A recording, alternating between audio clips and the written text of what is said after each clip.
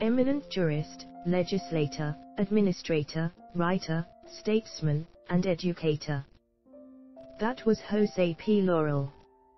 Installed President of the Philippines by the Japanese who occupied the country in 1942. Jose P. Laurel was born on March 9, 1894 in Tanauan, Batangas to Sotero Laurel and Jacoba Garcia. He finished his elementary education in Tanauan, his high school in the Manila High School, and his law course at the University of the Philippines. He was a brilliant student and copped many prizes for outstanding work in school. He even won a set of law books for writing the best thesis. He was one of the top-notchers of the bar examinations. In 1918, he was awarded the degree of Doctor of Jurisprudence, a rare honor conferred in those times. His government career. Dr. Laurel started his government career when he was 18, as a part-time laborer. He soon rose to become clerk in the Code Committee. In 1925 he beat Antero Soriano of Cavite, a powerful politician, in the senatorial elections. As a legislator, Dr. Laurel distinguished himself for his advocacy of women's suffrage, the acceptance of the Hare-Hawes Cutting Act, and his sponsorship of the Bill of Rights in the Philippines Constitution. Other positions which he held in government were Delegate to the Constitutional Convention, Secretary of Justice, Supreme Court, and of course President of the Philippines. He was a professorial lecturer in many universities of Manila. He was a Chancellor Emeritus of the National Teachers College. He founded and was the first president of the Lyceum of the Philippines. Jose P. Laurel was Secretary of Justice when the Pacific War broke out on December 8, 1941. On orders of President Quezon, he continued as Commissioner of Justice under the Japanese-sponsored Executive Commission.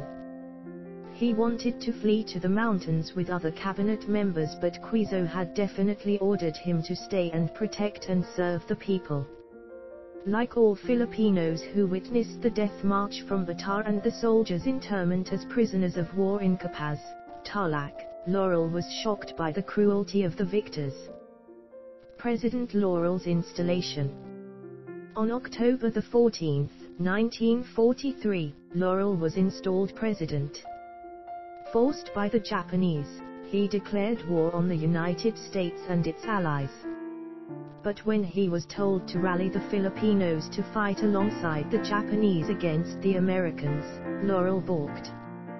He was able to convince the Japanese that it might be disastrous since the greater mass of the Filipinos were still loyal to the United States. Laurel stood his ground on still other occasions. It is said that when Colonel Nagahama, chief of the military police, demanded permission from him to arrest Brigadier General Manuel A. Roxas for some controversial activities, Laurel refused. He had earlier named Roxas as a commissioner without portfolio to protect him. "If you want to kill him, that is your affair," Laurel said, "but if you ever lay hands on this man, you will have to take him over my dead body."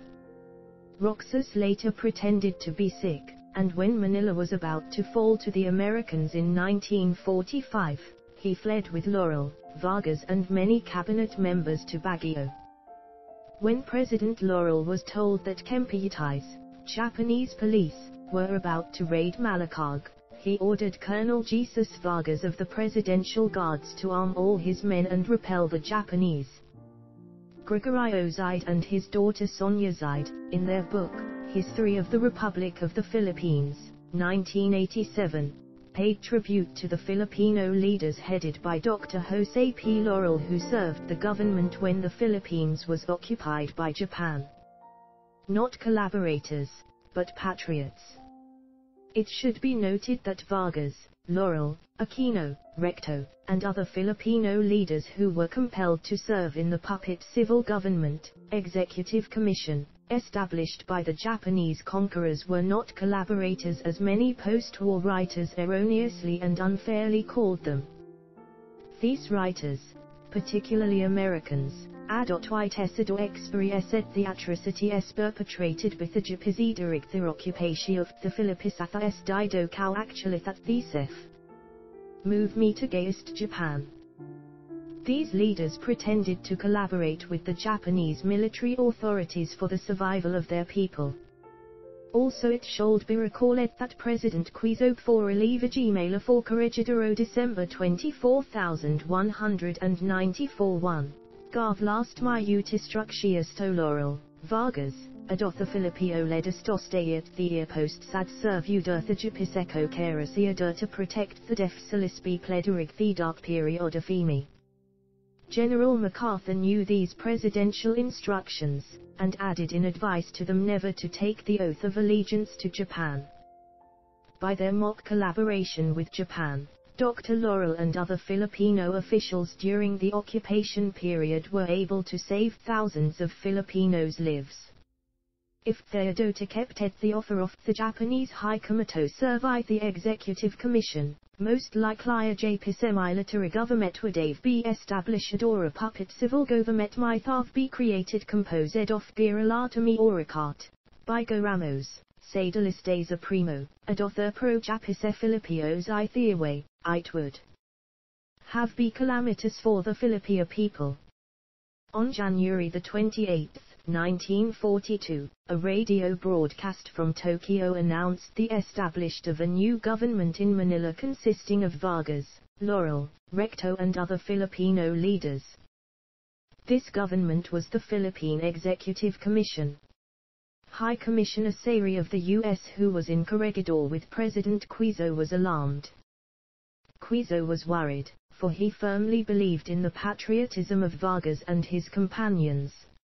Immediately, he wrote a letter to General MacArthur who was then in Bata, stating in part, in reference to the men who have accepted positions in the commission established by the Japanese, every one of them wanted to come to Corregidor, but you told me that there was no room for them here.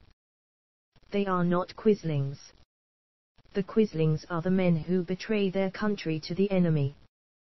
These men did what they had been asked to do. Meanwhile, the Japanese-made Philippine Republic was in crisis. Peace and order crumbled as the Japanese soldiers continued to oppress the people. Hunger was widespread because the Japanese were confiscating food from merchants and from producers. Men were being forced to work in military bases, and those accused of supporting guerrillas and being pro-Americans were being arrested and tortured. As the disorder was going on, President Laurel I passed martial law on September 21, 1944. The following day, pressured by desperate Japanese authorities, he was forced to declare war on the United States. This war declaration was not effective, however, because of two reasons. First, the President did not submit the war declaration to the National Assembly for approval, hence it was illegal. And second, the President made it clear in the proclamation that Filipinos would not be forced to serve in the war, hence the war declaration was of no value. Just to save the people. It seemed that President Laurel, knowing that the Filipinos would not fight for Japan against the United States, issued the war declaration only to pacify the Japanese authorities and thus save the people from their wrath. Filipinos who were alive during this terrible time can thank God that there were leaders like Jose P. Laurel who could manage to protect them and keep the enemies at bay.